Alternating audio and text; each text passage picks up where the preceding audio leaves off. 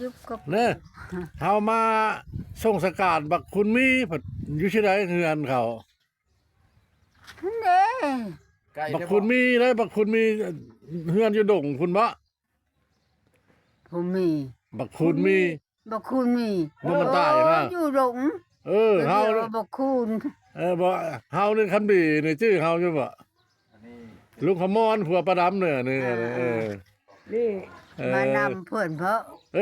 สิมานั่นล่ะมาปกศพมาล่ะเขาก็เที่ยวมาแต่สิไหนกระปูตัวเดียวเด้อเบิ่งนะว้าต๊ะได้กระปูตัวเดียวเลยนะขุดก็ได้อยู่บ่เนี่ยพอเจ้าหลานคุดนะฮะก็ลิ้นนะเขาเลยอยู่ที่มั่นยืนอยู่เจ้าเนาะนั่นแหละมันจะเป็นหุ่งเลยนะเอาอยู่ดีแม่อยู่เฮาสิเอาเงินนะเจ้าเด้อทุกนั่นเลยเอาเด้อเนี่ยเฮาสิเอาเงินนะเจ้า10,000 กีบเด้อให้เจ้าซื้อน้ำซื้อในกินเด้อให้เจ้าอยู่ดีแม่งเด้อให้เจ้าอยู่ดีแม่งเด้อ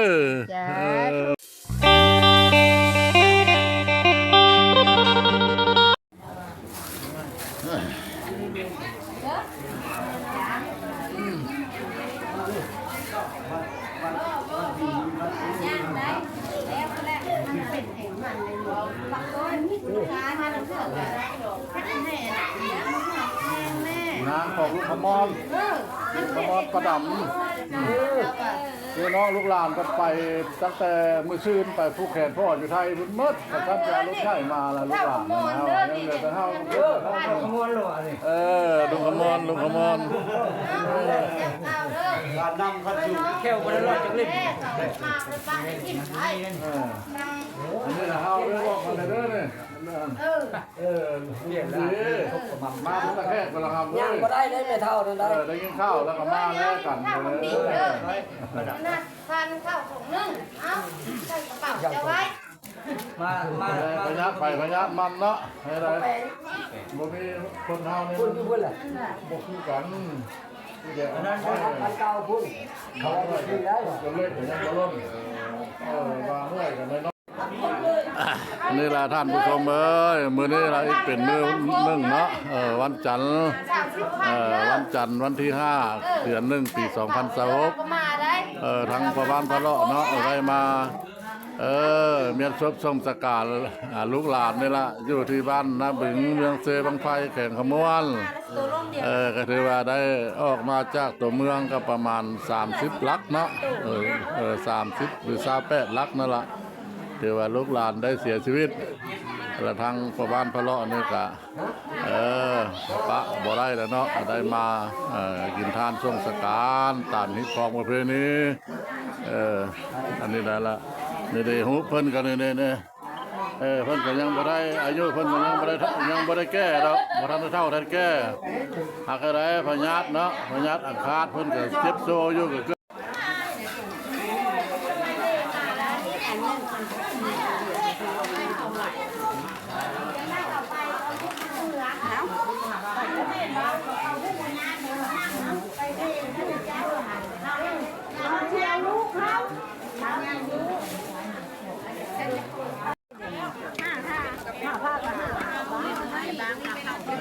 เพื่อนช็อต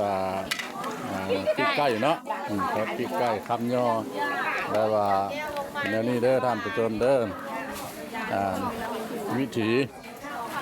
ชีวิตของชนเผ่าย่อเนาะชนเผ่าย่อแล้วแถวๆทางเฮานั้นมีผู้เสียชีวิตเนาะท่านครับคุณมีอยู่บ้านนาบึงเมืองเซบังไฟแข่งขมวนปงศพสิแม่นมื้อนี้ล่ะวันที่5เลยเนาะตอนบ่าย1 โมงที่สุสานบ้านนาบึงเนาะเมืองเซบังไฟแข่งขมวนอันนี้ละอาหารการกินเพิ่นเฮ็ดคำเฮ็ดย่ออันนี้ละบรรดาแม่เลี้ยงเรียกว่าเลี้ยงเนี่ยเนาะเพิ่นบ่ได้จ้างทหารเด้อป่าประเพณีเพิ่นก็อยู่ทุกไผก็ได้ไปซ้อยสู้กันเนาะญาติพี่น้องใกล้เคียง พอได้เฮ็ดหยังเป็นก็เฮ็ดผู้ใดตำบักหุ่งเป็นก็ตำนี่เด้อเนี่ยอันนี้ตำบักหุ่งเด้อกินกับจีนใกล้ตำบักหุ่งแต่เพลงนี้ของเราวเฮาแล้วได้สืบทอดกันมาแบบนี้บ่ได้จ้างได้หาเด้อลูกๆหลานๆทางใต้ทางเหนือมาซอยมาสู้กันเบิ่งนำกันเด้องานศพของท่านคุณมีเพิ่นได้เสียชีวิตเนาะอยู่ที่บ้านนาบึงเมืองเซบังไฟแข่งขมวนตามเบิ่งนำกันตอน1 โมงเพื่อสิเคลื่อนศพออกจากอันนี้ล่ะบ้านทางเฮือนเพิ่นนี่ล่ะเข้าสู่สื่อสารเนาะไปเบิ่งหม้ออย่างเด้อใหญ่เนาะเด้อ ใกล้บ่ หม้อต้มแกงเป็นอย่างต้มไก่บ่ต้มอย่างละอันนึง อันนี้นะชื่อพี่ใกล้บ่ นั่นเป็นเฮ็ดคำย่อ พี่ใกล้ ผู้คนมากินมาทานมาพบมาอันนี้ล่ะได้ชี้แจงให้ท่านผู้ชมฮู้อีกบัดหนึงเนาะการบรรยายของพระบ้านพระเลาะตอนมื้อเช้านี่ล่ะมาฮอดศพมันล่ะว่าตอน1 โมงสิได้เคลื่อนศพเนี่ยจากเฮือนเพิ่นล่ะไปสู่สื่อสารนาบึงก็ถือว่าภาษาล่ะเนาะภาษานาบึงมานี่ล่ะทางครอบครัวเพิ่นล่ะเปลี่ยนแปลงแล้วดินเพิ่นนี่ก็กว้างขวางคือเป็นอย่างที่ล่ะเนี่ยนะดินกว้างขวางเพิ่นล่ะสิได้เอามาไว้อยู่น้ำดินน้ำดอนเพิ่นนี้มาไว้อยู่ดินเพิ่นเองมารอบมาคุมทำพิธีทางศาสนาอันนี้แหละคือดินเพิ่นละชุดชุดนี้แล้วมันโนนอันนี้แหละคือเพิ่นเฮ็ดไม้นั่นเนาะเฮ็ดไม้เขาห้องว่าอยู่ลาวเฮาเขาห้องว่าไม้หลายลำเพิ่นเฮ็ดวิธีนี้เพิ่นได้เอาอย่างห้อง2 3 เส้น 4 เส้นนี่ละแล้วเราก็เอาไม้อันนี้ใส่ไม้นี่เพิ่นก็หาเอาไม้ถือว่าไม้เนื้อดีเนื้อแก้นนั่นแหละเนาะอันนี้แหละเพิ่นห่อไม้หลายลำแล้วก็ห่อว่ากองพ่อ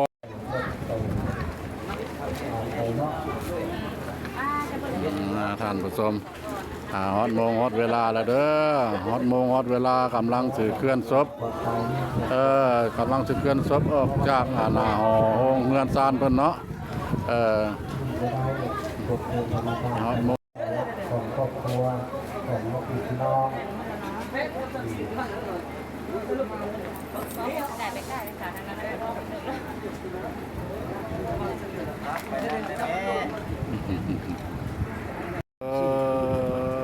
บอก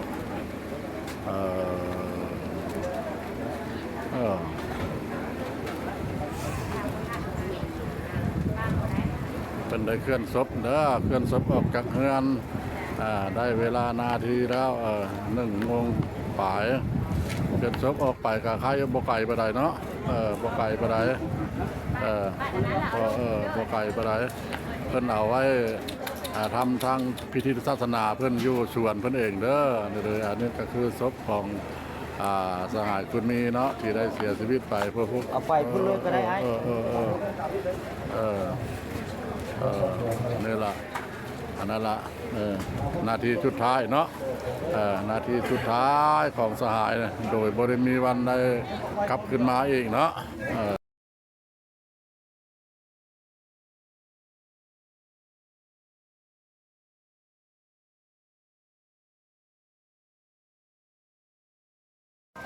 ปีหน้าพันอายจะเป็นโคคนดีเศร้างานแห่ศพทรงสการเนาะสหายคุณมีได้เวลานาทีแล้วเนาะปัจจุบันนี้ก็1 โมงปลาย2 โมงเนาะเพิ่นได้เอามาไว้อยู่ดินสวนเพิ่นเองเด้อท่านผู้ชมอยู่ที่บ้านห้วยลังมือเพิ่นมาอยู่หัวอยู่สวนเพิ่นคือจังซี่ล่ะเพิ่นก็ได้ดินกว้างขวางกำลังแห่แหนเนาะอันนี้ก็ทางชุมชนพ่อแม่ประชาชนชาวบ้านใกล้เงินเคียงเนาะเพิ่นก็ได้มากหน้าหลายตาเนาะมาส่งสการสหายคุณมีนาทีสุดท้ายที่เพิ่นได้จากโลกไปเนาะโดยบ่มีวันจะได้หวนกลับคืนมาอีก กะทีมื้อนี้เป็นมื้อหนึงได้สูญเสียเสาหลักเนาะหัวหน้าครอบครัวเป็นเสาหลักเด้อหัวหน้าครอบครัวจากครอบจากครัวจากลูกจากเมียโดยบ่มีวันได้กลับคืนมาฉะนั้นทางพ่อแม่ประชาชนญาติพี่น้องมักหน้าหลายตาได้มาส่งสการนาทีสุดท้ายเอาสบายดีข้าวกล้องเต็มข้าวกล้องเต็มก็เป็นหน้านี่แหละแต่พาเข้าของอยู่ของกินนาทีสุดท้ายเนาะญาติพี่น้องลูกเต้าได้แต่งข้าวให้กินเนาะให้ผู้เสียชีวิตจะละกินเนาะมันเป็นฮิต12ของ14ของพ่อแม่เขาเคยถือกันมาเนาะท่านกำลังทำพิธีทางศาสนาเนาะให้บุญเป็นให้บุญให้ไปเกิดดีสุขบ่ให้ห่วงให้ใยฮอดแล้วก็ให้ทางญาติพี่น้องเนาะเป็นผู้อันนี้แหละทั้งไปที่ศาสนาเพิ่นเนาะเพิ่นได้หามาแล้วก็เอาตำผู้ใดมาให้ผู้ใดเป็นผู้สิวางเพลิงฮ้อนเนาะก็ย้ำกันไว้วางเพลิงกำลังวางเพลิงเย็นท่านผู้ชมทั้งพ่อแม่ประชาชนบ้านใกล้เรือนเคียงกับมามักหน้าหลายตาเนาะหลายสมควรอยู่หลายสมควรอยู่เนาะวัดคนวัดเนาะเป็นน้องลูกหลานขอแสดงความขอบอกขอบใจและฮู้บุญคุณเป็นอย่างสูงที่พวกทานย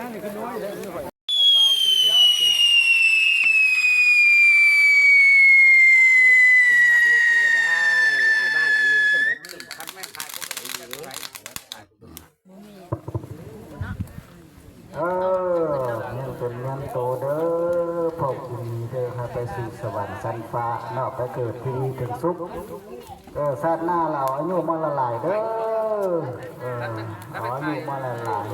แล้วก็บอกเลขให้ลูกให้หลานเลยเด้อเลข6 โตเด้อมันจะได้หลายเนาะ6 โต1,000เอา400 ล้านแล้วก็ให้ไปเกิดที่